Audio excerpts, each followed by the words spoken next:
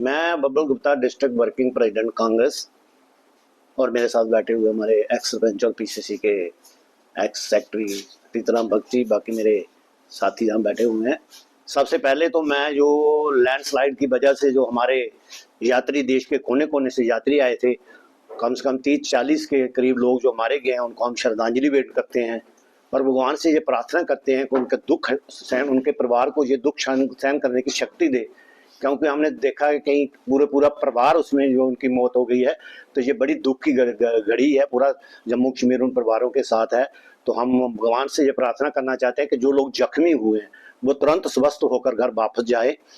और हमारी ये एक डिमांड है। दूसरी ये हमारी डिमांड है कि सरकार ने जो 9 लाख का जो मुआवजे की घोषणा की, हमने सुना कि 8-9 लाख के करीब मुआवजे की घोषणा की है, लेकिन ये नाकाफी है।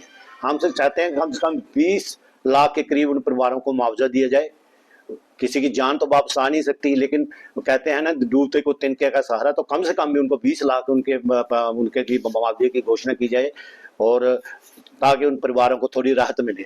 दूसरी बात जो मैं कहना चाहता हूँ, बड़ी बात यह है कि जब 4-5 दिन से पूरे जम्मू कश्मीर में अलर्ट घोषित किया था, तो आपने स्कूल, कॉलेज, यूनिवर्सिटी, हर चीज बंद कर दी थी कि बारिश हो सकती है, तूफानी बारिश हो सकती है, नुकसान पहुंच सकता है। तो आपने ये यात्रा की अनुमति किसने दी? यात्रा को जाने की इजाजत किसने दी? इसके लिए अगर श्राइन बोर्ड जिम्मेवार है, जहाँ हमारा जो एलजी साहब जिम्मेवार है, तो उनको रिस्पॉन्सिबिलिटी लेनी चाहिए और उनको पूरे जो परिवार जो मारे गए उनसे माफी मांगनी चाहिए और देश से माफी मांगनी चाहिए कि आपने यात्रा को जाने क्यों दिया। क्योंकि अगर यात्रा रोकी जाती तो इतना नुकसान नहीं होता। जब आपको पता था, एक तो होता कि पता नहीं है तो कोई बात नहीं, यात्रा जा रही थी। जब आपने ये कर दिया, घोषणा कर दी कि 4-5 दिन तूफानी बारिश हो सकती है, नुकसान हो सकता है, उसके बावजूद भी आपने यात्रा को जाने दिया। और हम समझते हैं कि इसका जिम्मेवार सरकार है। सरकार को इसकी जिम्मेवारी लेनी चाहिए और माफी मांगनी चाहिए उन परिवारों से जिनके परिवार इस हादसे में मारे गए हैं। दूसरी बात मैं कहना चाहता हूं कि ये जो हमारा जो बहुत तूफानी बारिश आई है, कहते हैं कि 40 साल के बाद ये बारिश आई है, और इतनी जबरदस्त बारिश थी जिसकी वजह से कई हमारे जो किसान थे उनकी फसलें तबाह हुई हैं, कई मकान गिर गए हैं, चाहे वो कंडी बेल्ट हो चाहे वो बॉर्डर बेल्ट हो, हर जगह पे नुकसान हुआ। करोड़ों की लोगों का नुकसान, करोड़ों रुपए का लोगों का नुकसान हुआ। लोगों की फसलें तबाह हो गई हैं, लोगों के मकान गिर गए हैं, लोगों के मकान तबाह हो गए, लोगों को जानी नुकसान भी हुआ है। तो हम चाहते हैं कि केंद्रीय सरकार, चाहे केंद्र की सरकार है चाहे राज्य की सरकार है, एक बड़े पैकेज की घोषणा करे जिससे इन लोगों को राहत मिले।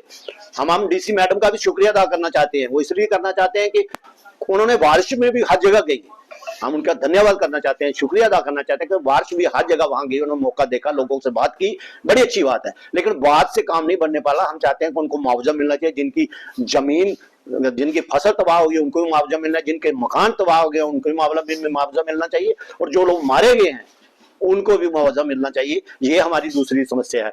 इस समस्या का समाधान होना चाहिए, क्योंकि मैं समझता हूँ जब श्रीनगर में इतनी बारिश हुई थी, पानी जब लोगों के घर में घुस गया था, तो करोड़ों रुपया हमारी केंद्र सरकार ने वहां दिया था। तो इसी समय चाहते हैं कि जहां भी करोड़ों के हिसाब से लोगों को पैकेज दिया था, जाके लोगों को राहत मिले।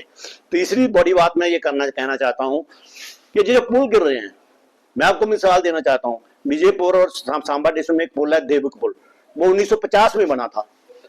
1950 में बना था, 70-72 साल उसमें आज तक आई नहीं। कितनी बारिशें आई, कितने तूफान आए, हमने महीना बारिश भी देखी है, कोई उसमें प्रॉब्लम नहीं है। लेकिन ये जो पुल बनाए जा रहे हैं, 3-4 साल से पुल बने हैं, गिर रहे हैं, क्यों गिर रहे हैं? यहाँ तो इसके लिए जो कंट्रैक्टर है जिम्मेवार है।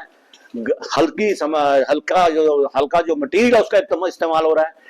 अगर ये बात है तो उन कंट्रैक्टरों के ऊपर कार्रवाई की जाए। अगर माइनिंग की बात है, कुछ लोग कह रहे हैं कि माइनिंग की वजह से हो रहा है, तो अगर माइनिंग की बात है, माइनिंग को रोकना किसका काम है? ये भी तो सरकार का काम है। माइनिंग क्यों हो रही है? इसका मतलब मिलीभगत से माइनिंग हो रही है। अगर माइनिंग की बात हो, माइनिंग को रोका जाए ताकि जो पुल सेफ रहे। ये तो हम खुदा का, भगवान का शुक्रिया अदा करना चाहते हैं कि कोई जानी नुकसान नहीं है। अगर पुल में कोई गाड़ियां गिर जाती तो कितना नुकसान होना था। तो ये समस्या, ये बड़ी समस्या है। इसका हल सबसे यही है कि हमारी यही निवेदन है जहाँ की सरकार से और केंद्रीय सरकार से, एक पैकेज की घोषणा की जाए, और जो हमारे जो कटरा आदकुवारी में जो हमारे लोग मारे गए हैं उनका 9 लाख की बजाय 20 लाख तक उनको पैकेज दिया जाए ताकि उनको राहत मिले। अगर आप अपने सपनों का आशियाना बना रहे हैं तो एराकॉट कंस्ट्रक्शंस है आपकी पहली पसंद, क्योंकि यहाँ सिर्फ टाइल्स, सैनिटरी और हार्डवेयर प्रोडक्ट्स की विशाल रेंज नहीं मिलती, बल्कि साथ में मिलते हैं ढेरों फ्री गिफ्ट्स, और वो भी हर शॉपिंग पर। एराकॉट कंस्ट्रक्शंस में ट्रेंडिंग और लेटेस्ट डिजाइनों की बड़ी रेंज है। एराकॉट कंस्ट्रक्शंस फिर ला रहा है अपने कस्टमर्स के लिए साल का सबसे बड़ा मौका। शॉपिंग करो और बन जाओ लकी विनर, क्योंकि इस बार इनाम सिर्फ ऑफर नहीं, एक जश्न है।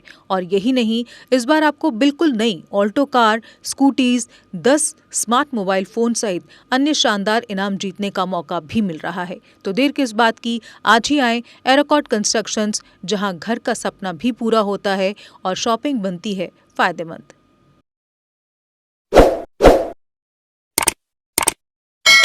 जम्मू कश्मीर की खबरों के लिए जुड़े रहिए GK अपडेट के साथ।